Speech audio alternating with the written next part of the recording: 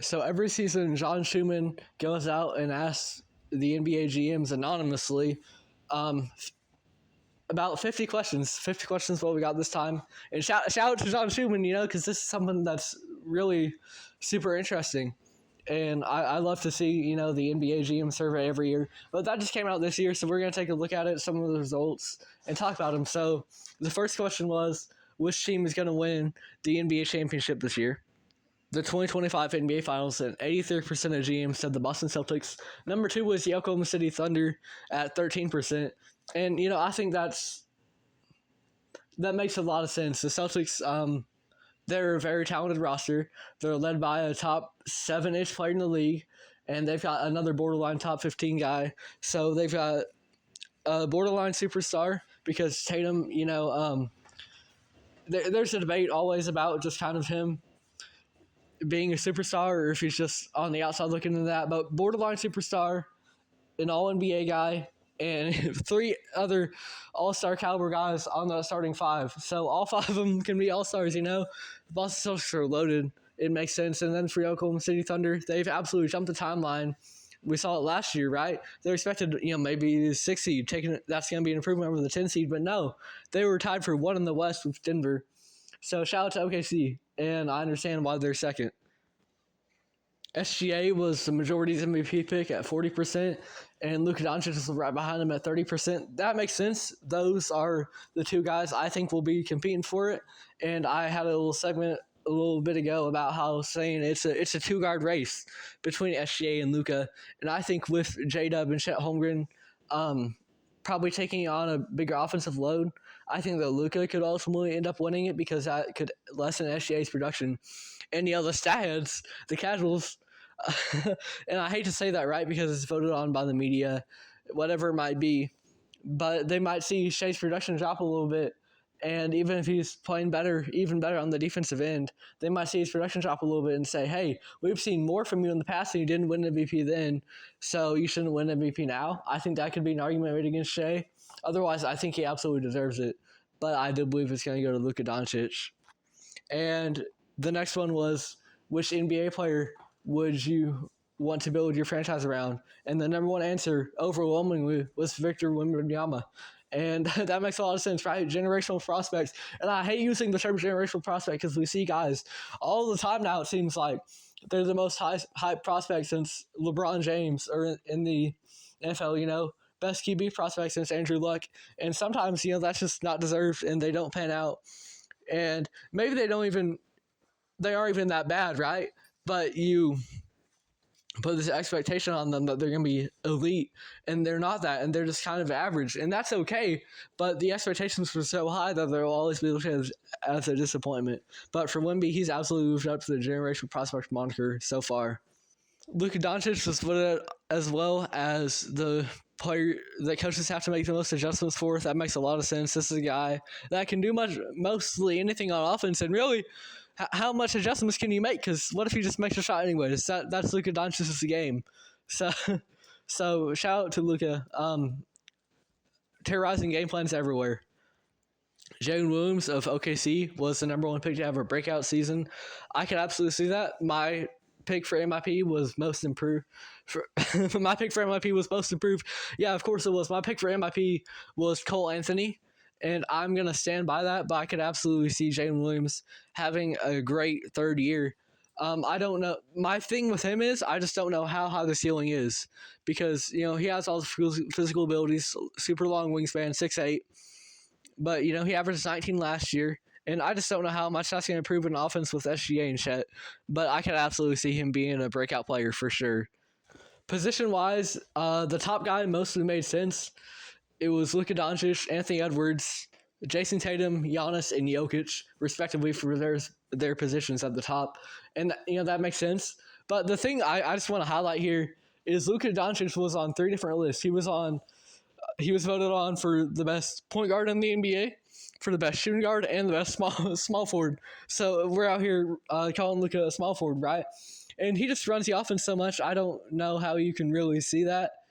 But, it's just super interesting to see how the NBA over the years has kind of just become so positionless to where we're calling guys like that, three different positions. Paul George was voted by 60% of GMs as the offseason acquisition that's going to make the biggest impact. I agree with that. I think he's going to be huge for Philadelphia this year, especially if he gets to be a third option and just kind of locking on that defensive end, be a really supportive player on that team. And that would be great, in my opinion, because you don't want to ask him to do too much at this point in his career, whether it's from injuries or just playoff woes he's had recently. I think he can absolutely be huge for Philadelphia, and I think he will be. Most underrated acquisition was considered to be Alex Caruso. I'm okay with that. I think Alex Caruso is really, really good, and not a ton of people talked about it when he went to OKC. But I think he's just perfect for the culture there. He's up there in age compared to some of the OKC roster, but he's a great perimeter defender. He can help Case and Wallace out on that end for sure. I think he can help with his development a lot.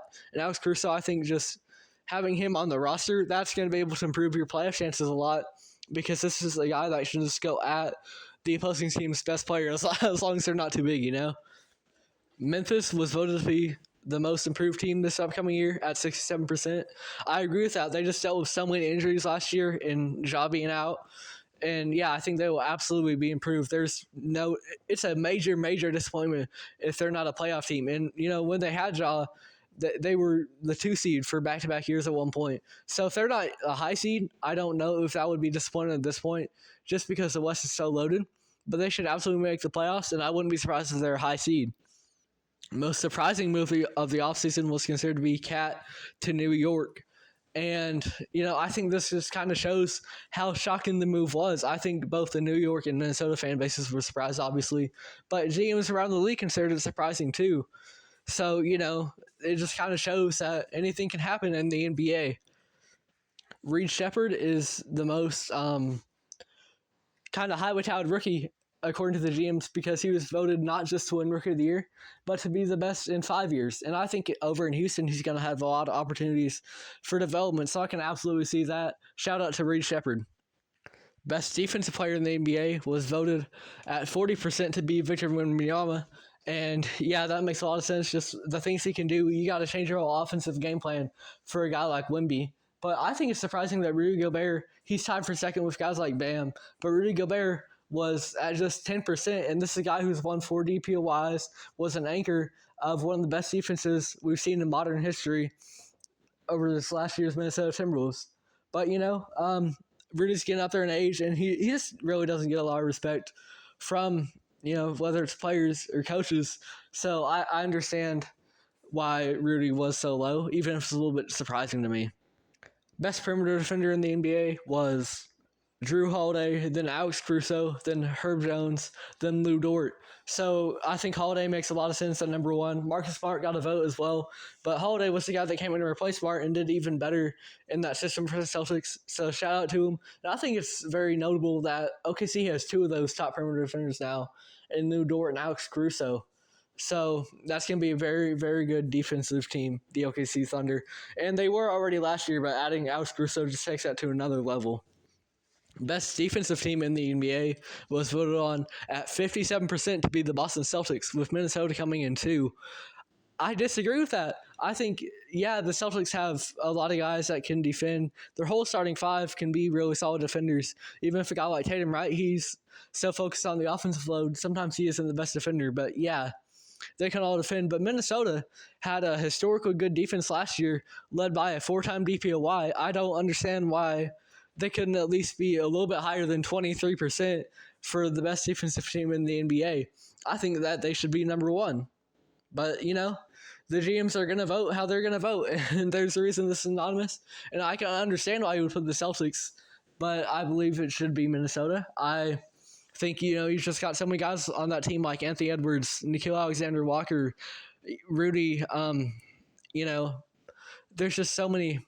Jaden McDaniels, obviously. They got KD, but the Wolves got Jaden McDaniels. There's just so much defensive talent on that roster, up and down the court, all 5 positions.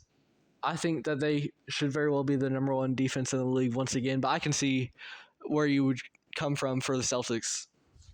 Best head coach was overwhelmingly Eric Spoelstra. And it's a crime that this guy hasn't won a Coach of the Year, because we all know how great he is. Yeah, he's never won the award for best coach in the league.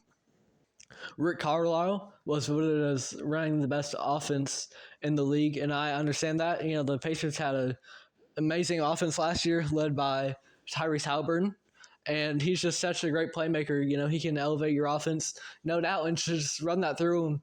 Yeah, you can say it sounds like an easy decision for the head coach, right? To have a super talented playmaker run your offense, but it takes guts to have it be so, you know, just ran through one guy and to, you know, believe in its ability to work. And they made the conference finals last year. So I understand that completely. Rick Carlisle, one of the best offensive coaches in the league. They said Chris Paul is going to make the best head coach in the league someday. And I was talking about Chris Paul earlier on the pod, and I absolutely agree with that. I think he's going to be a great head coach, just a great mind for the game. Denver was voted as having the best home court advantage. That makes a lot of sense. You know, Mile High City teams aren't, you know, conditioned to that. So I can absolutely see why they would have the best home court advantage. OKC was that too. You know, that's just, and that's notable to me because that is a small market team, right? But, you know, they've got fans that are super passionate about the sport.